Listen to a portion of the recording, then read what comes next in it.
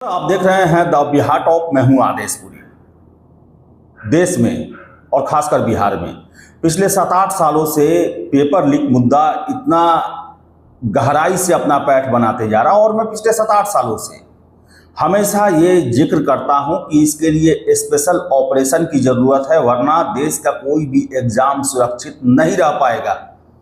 और देखिए कि नीट री एग्ज़ाम जो कि कल 21 जून को संपन्न हुआ, इतने प्रयास किए गए, वायुसेना के जहाज़ों से क्वेश्चन पेपर भेजा गया, सीआरपीएफ के निगरानी में क्वेश्चन जो है वो केंद्रों तक पहुंचाए गए, प्रधानमंत्री जी को 45 मिनट तक एयरपोर्ट पर इंतजार करना पड़ा चूंकि नीट एग्जाम का पेपर ये सबसे संबंधित मूवमेंट चल रहा था। समझिए कितना इसका व्यापकता था और कितना देश सीरियस है। बावजूद इसके बिहार के जो माफिया हैं, सेटर हैं, सॉल्वर हैं, बावजूद इसके वो रिस्क ले रहे हैं।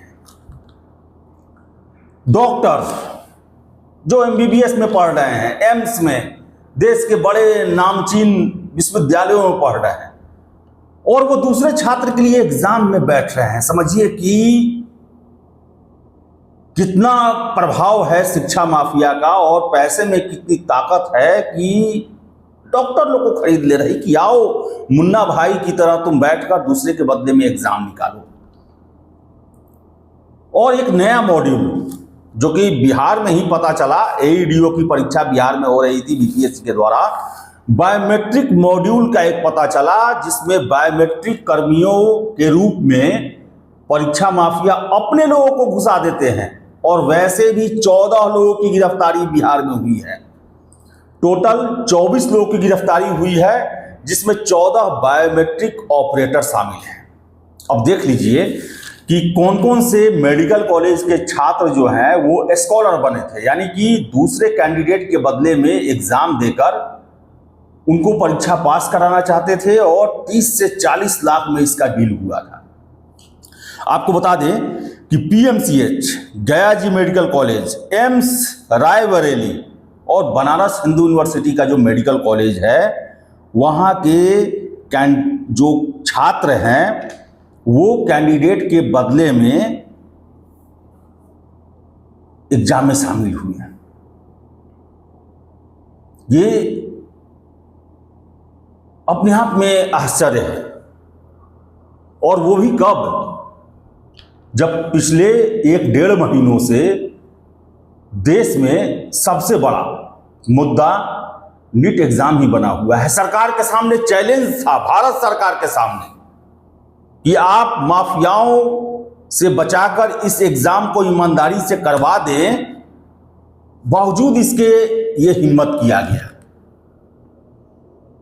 अब आप समझ सकते हैं कितना साहस है परीक्षा माफियाओं के पास, कितना उनका हिम्मत है, कितना उनमें दुस्साहस है कि वो किसी से नहीं डरते।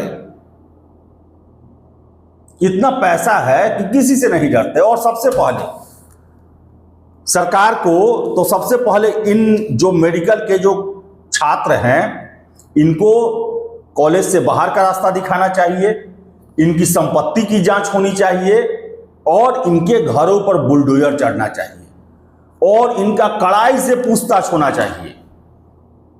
जो इनके बॉस हैं, सरगना हैं, उनके घरों पर भी बुलडोजर चलना चाहिए और स्पीडी ट्रायल के तहत गिरफ्तारी होनी चाहिए, मामला होना चाहिए, सुनवाई होना चाहिए और सजा मिलना चाहिए, बेल न हो, ऐसे प्रयास करने चाहिए। और वो कैंडिडेट या उनके गार्जियन जो पैसे के दम पर अपने बेटा को डॉक्टर, इंजीनियर या नौकरी दिलवाना चाहते हैं, दूसरे का हक लेकर, दूसरे को परीक्षा में बैठाकर, उनके घर पर भी बुलडोजर चलना चाहिए, उनकी भी संपत्ति सीज करनी चाहिए। अब समझिए आप कि क्या होगा इसका मतलब, कि वैसे लोग डॉक्टर बनेंगे जो उस योग्य हैं ही नहीं, डिजर्व ही नहीं करते हैं।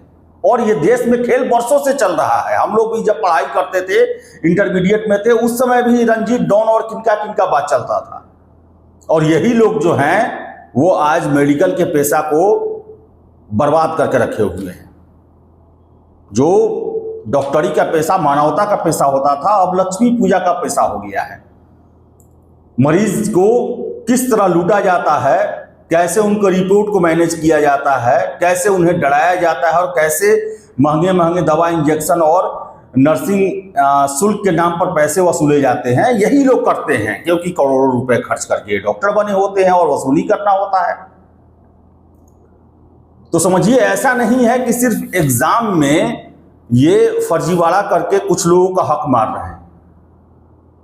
ऐसे लोग बन रहे हैं और कितने हजारों लोगों के जीवन के साथ खिलवाड़ कर रहे हैं। सरकार को अभी भी चेत जाना चाहिए। अभी मैं देख रहा हूं कि कोई भी सरकार हो, वो परीक्षा माफियाओं से बच रही है कि उनके जो ट्रिक हैं, उन ट्रिक से बच के हम एग्जाम करा लें, लेकिन परीक्षा माफिया पर अटैक नहीं किया जा रहा, इस गैंग पे अटैक नहीं किया जा रहा। बुलडोजर चलवाइए, ये अपराधी से बड़े गुनहगार हैं। ये ऐसे सातिर हैं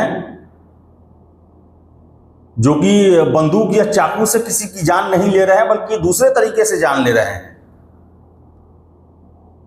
और इसमें सभी लोगों को जो सेटिंग करवाते हैं वो उनके परिवार वाले, अगर परिवार वालों की संलिप्तता आती है तो उनके घरों पर बुलडोजर और उनका सारा संपत्ति को सीज करना चाहिए, जब्त करना चाहिए। जो सरगना है, जो इसके